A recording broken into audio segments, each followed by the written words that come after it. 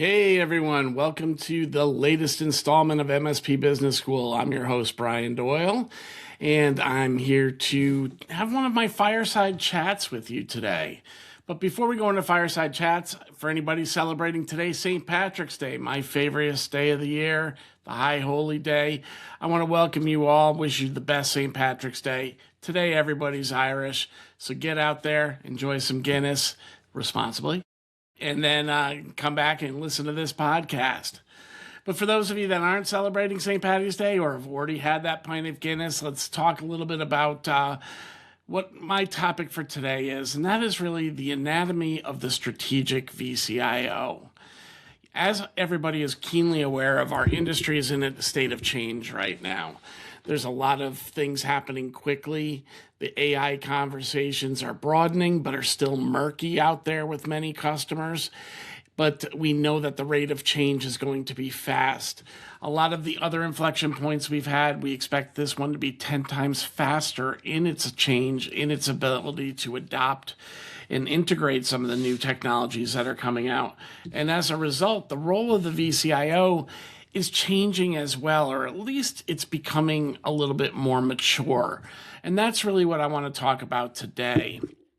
First, I want to kick off with kind of what I call the vCIO illusion.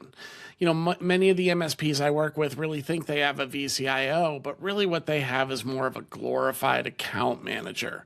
This account manager is well-spoken, knows how to engage with the customer, can certainly entertain the client and kind of keep things casual, keep things light, and really be a great representative of your organization.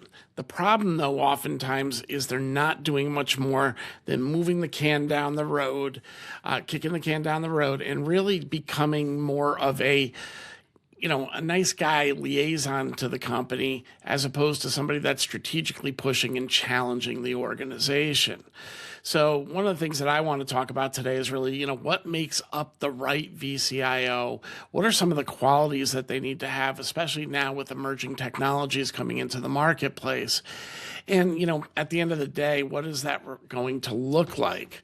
So, if you're right now feeling that vCIO illusion happening within your organization, your vCIO is not really being strategic with your customers, it's time to get them either the tools to be that way, because oftentimes it's training that's lacking for those people, not the ability to do so. And really understand there is a difference. A real vCIO is there not just to recap things that you have done. Too many of these QBR efforts are being wasted on just going in and recapping tickets and ticket metrics. If your customer's happy with your service, what do the ticket metrics even matter? You're hitting your SLAs, great. If they're happy, they're happy. And if they're not happy, it doesn't matter if you're hitting those ticket metrics. So recapping projects, those things are just kind of reporter duties. Yeah, they might be a part of your QBR, but they shouldn't be the lead in your QBR. What a vCIO really needs to do is shape the direction of the organization. And that's where things get a little bit different as we move into the next generation of being an MSP. So, the question is, what is the role of the true vCIO? And really what they need to do is be able to speak to your company's leadership teams. Now, one of the things I'm very cognizant of in the MSP marketplace is we manage all kinds of masters, right? We might have small businesses that we're supporting, mid-sized businesses supporting. We might be in co-managed situations where we're actually working with Fortune 1000 enterprises. But our role is clearly defined in each one of those relationships. And now we really have to understand, what should the vCIO do in those roles?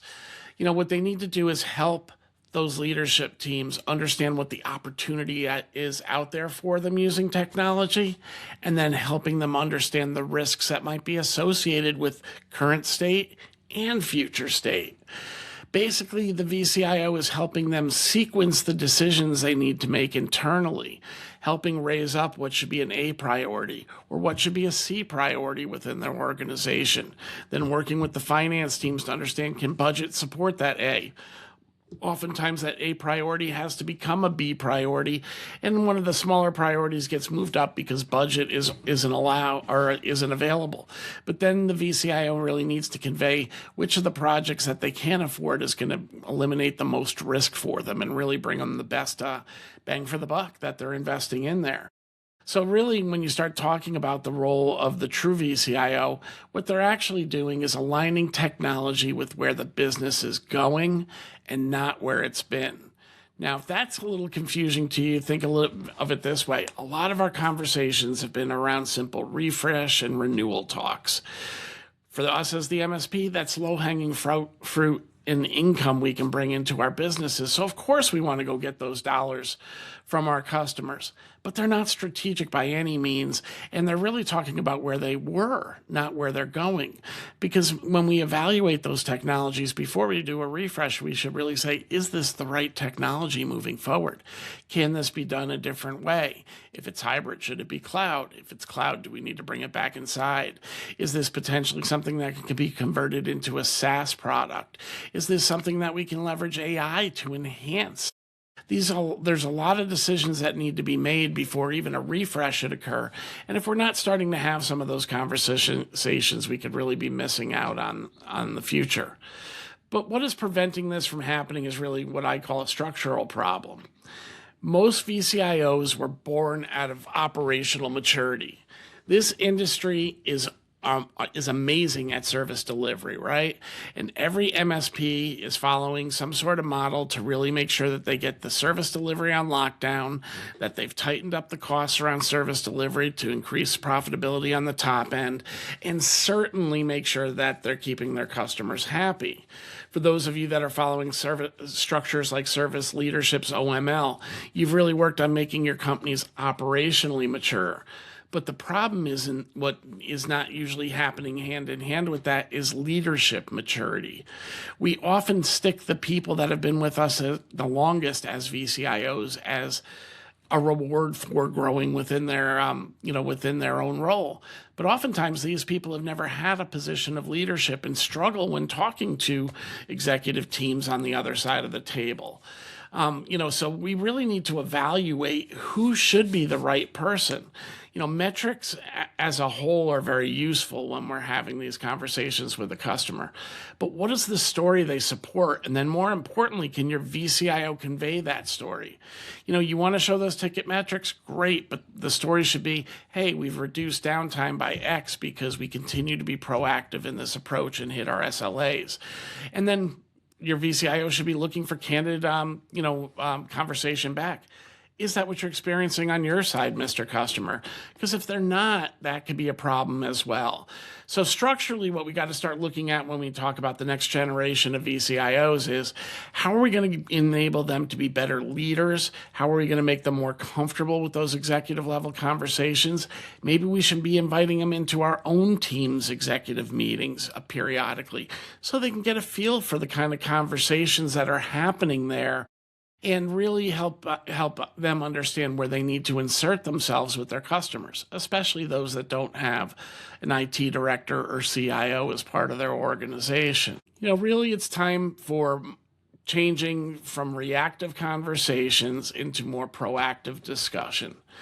Budget approvals and project updates and ticket reviews, like I said, are just table stakes, part of a QBR. They may be important, but none of them are strategic. So we really need to start looking at how we're going to form these conversations to be more outcome-based, to really help the end user understand what they need to do and what they're going to gain out of it by doing it. So we can get them to open up that wallet with confidence and obviously get the things that we're looking for out of the relationship as well. So let's talk a little bit about the executive versus provider mindset. A true executive comes into the room thinking like an executive. They're not talking about tickets as the lead. They're talking about refreshes as a supporting part of a discussion. They're keeping those, more operational stories as things they lean on when they need to move the needle forward. A true executive VCIO is coming in to translate business objectives into technology posture. So what does that really mean? Well, one of the things a VCIO needs to do is be in tune with what the overall key initiatives for the organization is and what are the obstacles on the way to success. And by organization there, I'm really talking about the customer's organization. They need to know beyond technology desires and really try to understand what they're doing as a business. Are they going through a period of mergers and acquisitions? If they are, there's a lot of considerations, as an example, that a VCIO can dig into with their leadership teams. Have you thought about, the level of due diligence you're doing on their networks before you bring them in to our network? Because once we get it, we inherit any of the ghosts that come with it. And until we get it up to our standard, that could be a risk and a vulnerability for us. Are they looking at physical and geographical considerations around them? For those of us that live on the coastline, storms, we had a huge windstorm here in Connecticut last night, and half of my town's without power. I'm one of the lucky ones. But the reality is these things come in and they can interrupt and disrupt operations. And do we have a plan for that? Can technology help support that? We want to make sure that we're looking at technology and saying, how can we help those initiatives that the customer is trying to accomplish? Efficiency and productivity, and help them get gains through the technology that we provide. They challenge assumptions as well. A lot of customers say no to projects strictly on price, but people buy for three reasons, right? To save money, to make money, or to mitigate risk. So is your VCIO ready to kind of challenge the assumption the customer might have, hey, we don't need that new upgraded firewall. Well, the chances of us getting breached are very light. We're just not that big a target. Well, then, can the VCIO look at them and go, that might be the case, but right now the hackers are automating almost anything, and an AI is enhancing that ability for them just to poke holes. They're not looking for you, but if they find you, it's an opportunity. By spending this money, it might not be about making money, and certainly it's going to bring a new cost into your business right now. But what risk do we have opening it up? What would it mean if your data got out there publicly? Could that be a reputation risk that a company your size might not be able to overcome? So we really need to educate the customer and really challenge the assumptions that they might have and be able to at least bring another viewpoint. Now, they still might say, no, that's okay. Now it's in their prerogative. Also, we want to create accountability on both sides. I'm sure many of you have been in this seat, but you'll see somebody that has a budget and they're not spending it. And they're slowing down, and they've agreed to projects in principle. They've adopted them formally into your plan. But now it's August, and it's time to execute, and they're dragging their feet. This is where we got to also have a VCIO that can hold them accountable. Hey, we discussed all these projects. We determined they were going to be in sequence. Has anything changed that's preventing you from doing this project from a budget standpoint? And if the answer is no, then why are we not pulling the trigger? Usually it's some lingering doubt that the customer has, and this is a great opportunity, again, for the VCIO to step up and share with them, hey, I understand where you might have a little trepidation about buying that firewall. The cost is there. Will you really feel the bang for the buck? Sometimes these things are not felt in anything that you can touch, see, or feel. But what we are doing is making sure that the fence is a little bit stronger that we're using to protect our data. So just think more of it intrinsically that way. It's almost like buying insurance. You might never actually feel it or touch it, but the minute it gets used, the minute we get the alert that more attacks were being done on our firewall, but no worries, they were being blocked, the better, we know that insurance now paid out. These are business discussions. These are not really technical discussions, and we got to make sure that our VCIOs are ready to have those conversations as well. The uncomfortable truth of it all is, in many cases, the VCIO isn't influencing any decisions.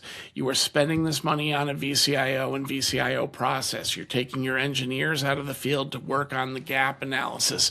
You're putting all this information together that, can take hours to prepare. And then you're going out there and just reporting, and you're not influencing decisions.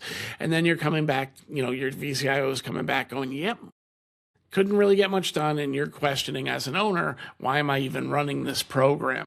And the reality is, it's again comes down to, are you arming them with the leadership skills that they need to take out to that marketplace? If they're just out there reporting on items, all they're doing is really giving them documentation. And documentation, if that's all you're going to give them, yeah, scrap the QBR program, scrap the VCIO role. Just send them out reports and hope for the best. But again, a good VCIO program is going out there during these business reviews and trying to influence decisions by bringing up facts and supporting them with risk-based realities. And if VCIO can do that properly, they're really going to do well with their customer. And the mandate that I think each MSP really has to have is that the VCIO needs to be a leader, and they should drive the direction. And again, the owners who might be handing the reins of that VCIO role to somebody a little bit more junior really have to be the ones that are helping them get the skills that they need. There's plenty of coaches out there. There's so much stuff online about how to be a better VCIO these days. It's easy to find that leadership conversation where it needs to be. And then treat it like an executive function. When you're working with that VCIO as a leader, talk to them in the same business terms. Hey, when you report to me about customer XYZ, I want to hear now more strategically about what they're trying to do. What are the key initiatives they're chasing after? What projects do we have upcoming? Do we have buy-in? And where are the challenge points the customer's putting at us? Are we looking at a AI initiative within their organization? Do we have them up to our latest security? Because where's our risk too? And by having that conversation, that it's really a back and forth, is going to help that VCIO be stronger within their role as well. Over at VCIO Toolbox, we look at everything around the concept of strategy, budgeting, and risk. When the VCIO is bringing out the narrative, all three of those things need to be touched upon. We need to understand that strategic makeup of that customer so we can show the outcomes from the items that we're putting in budget. And then we have to understand the level of risk that's being supported by that. Recently, we expanded out our risk register from the GRC side of the system into the QBR side at our customers' request, because they are the ones that are front line, because many of them said that they wanted to have an approach to prioritize risk. And a risk register where you can measure impacts and likelihoods and come up with a risk score is really a great way to kind of stack rank the risks that your customers face, and can help them understand how they align to the projects that you're looking to deliver, so they know where they can get the best bang for the buck. So these are all things that, we feel are the next generation of VCIO's requirements, right? They need to be very versed in being able to talk at the executive level. They have to have a good handle on what strategy really means. Strategy is not just the roadmap alone with a sequence of projects. Strategy is highlighting the outcomes that the customer is going to get in relation to the things that they're trying to accomplish with their business. And then risk needs to be woven into the discussion at all times. So when we really look at the future of the VCIO role, it's strategic influence over operational reporting. They're really going to become a more embedded leader with the organizations that they work with. And business alignment over technical recap. Let's really help them understand where things are going to drive them forward. And then accountability over documentation. Documentation is great to give to the customer, but let's hold them accountable. Let's be accountable to them for the things that we talk about within our QBRs. And then this will become the gold standard of the next generation of the VCIO. So hopefully this gives you a little bit of an understanding of kind of the anatomy of the VCIO role and really where it's kind of changing. I know many of you are taking steps to get that leadership built into your VCIOs, and I say kudos to you. For those that are not, this could be a huge missed opportunity for you, because we also know that our core role as an MSP is being challenged these days as new and emerging technologies like AI are hitting the scene, as more of the applications are cloud-based, and certainly as security gets more, security never goes out of style, but the threats become faster and more furious. We really have to take a different role within the organization, and the VCIO role in an overall leadership posture can really make a change in the relationships that you have today with your clients. So I hope you found something here that you can take from this session and, put into practice for your teams immediately. If you do have any questions, we're always here to answer them for you. Reach out to me on LinkedIn. Reach out to me at bdoyle at VCIO Toolbox, my day job. I'll be happy to help you there. And I want to thank you for joining me for this week's episode of MSP Business School. As always, you can catch this episode up on YouTube. And if you like it, please hit the subscribe button. It really helps out with getting visibility of this video on the algorithm, as well as getting it anywhere that you get your podcast today if you want to listen to it audibly. I want to thank you all for joining me again this week, and we'll see you again next Tuesday.